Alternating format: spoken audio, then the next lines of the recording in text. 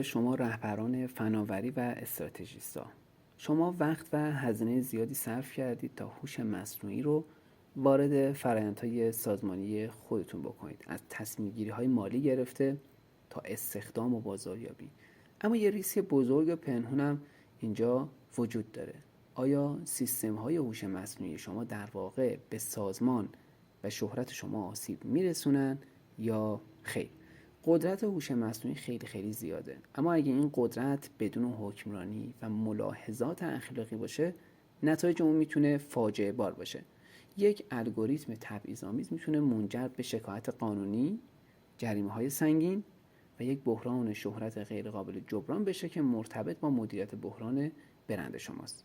حکمرانی AI صرفاً یک موضوع فنی نیستش، یک الزام استراتژیکه. شما باید تضمین بکنید که سیستم های AI عادلانه، شفاف و در راستای ارزش های سازمان شما عمل میکنن.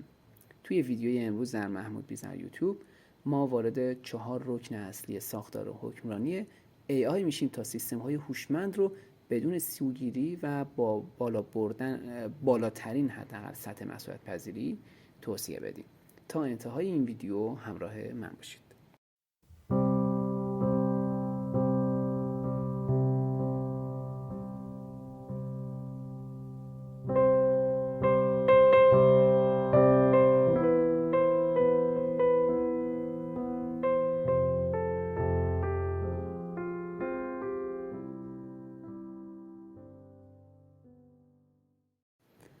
بزرگترین چالش توی توسعه AI مسئله سوگیریه. سیستم‌های هوش مصنوعی بی‌طرف نیستن. اونها بازتابی از داده‌هایی هستن که به اونها آموزش دیدن.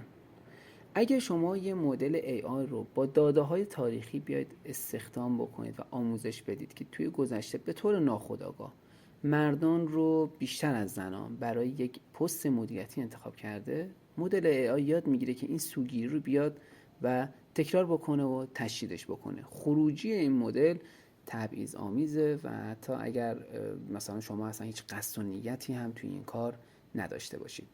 مورد دوم بحث‌های ریسک‌های قانونی که ممکنه وجود داشته باشه. حالا توی ایران شاید هنوز وارد این مسائل قانونیش نشده باشه، اما امروز توی اروپا قانون AI توی اتحادیه اروپا و سایر نقاط دنیا قوانین سفت و سختی در مورد سیستم‌های پر ریسک مثل تصمیم گیری در مورد وام یا حتی استخدام اومده وضع کرده. سازمان‌ها باید بتونن ثابت بکنن که تصمیمات الگوریتم‌های اونها عادلانه است. عدم رعایت این موضوع میتونه شرکت شما رو در معرض جریمه‌های میلیاردی به راحتی قرار بده.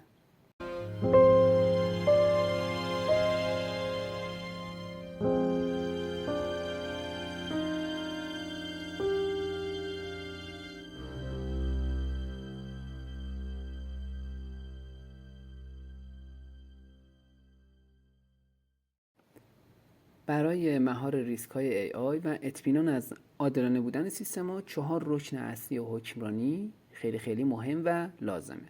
اول اینکه قابلیت توجیه داشته باشه. مدل‌های AI نباید جعبه سیاه باشن.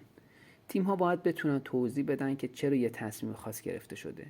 این موضوع و این امر به خصوص در مورد تصمیم گیری‌های حساس مثلا مثل رد کردن البته درخواست وام یا تایید تشخیص پزشکی خیلی حیاتیه.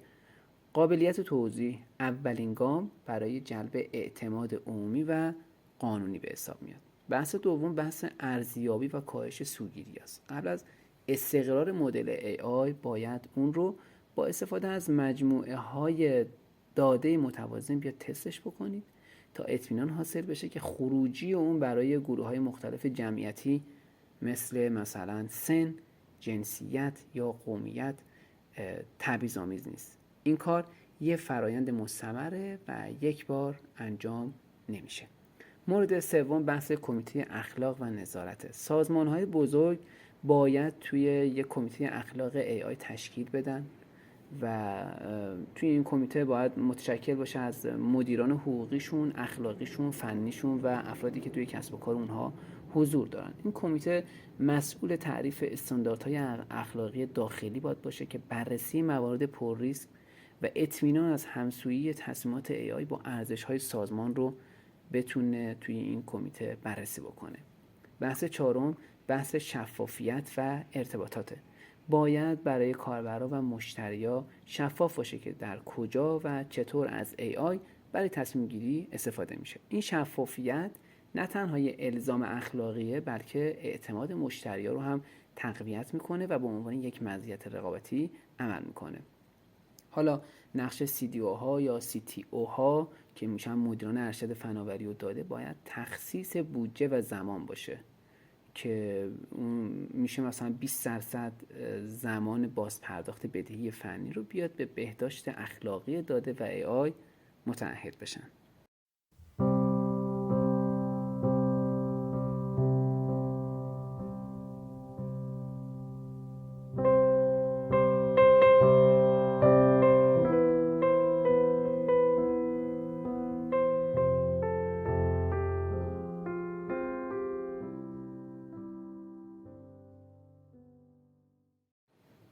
هوش مصنوعی آینده است، اما آینده‌ای که بر پایه اخلاق و مسئولیت پذیری ساخته نشده باشه یه آینده پرخطر و خیلی سسته یا ناپایداره.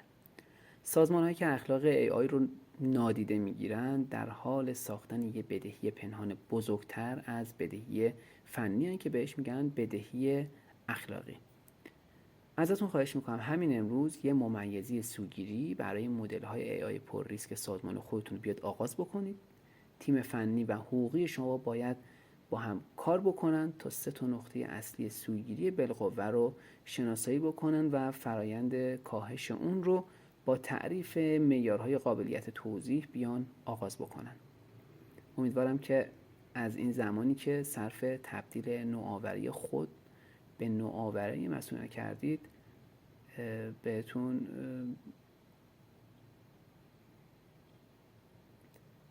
امیدوارم از ویدیوی امروز خوشتون اومده باشه. ممنونم از اینکه تا به این لحظه همراه کانال محمود بیزر یوتیوب بودید. تا ویدیوی بعد همتون رو به خدای بزرگ میسپارم. شب و روز خوبی داشته باشید. خداوند یار و نگهدارتون.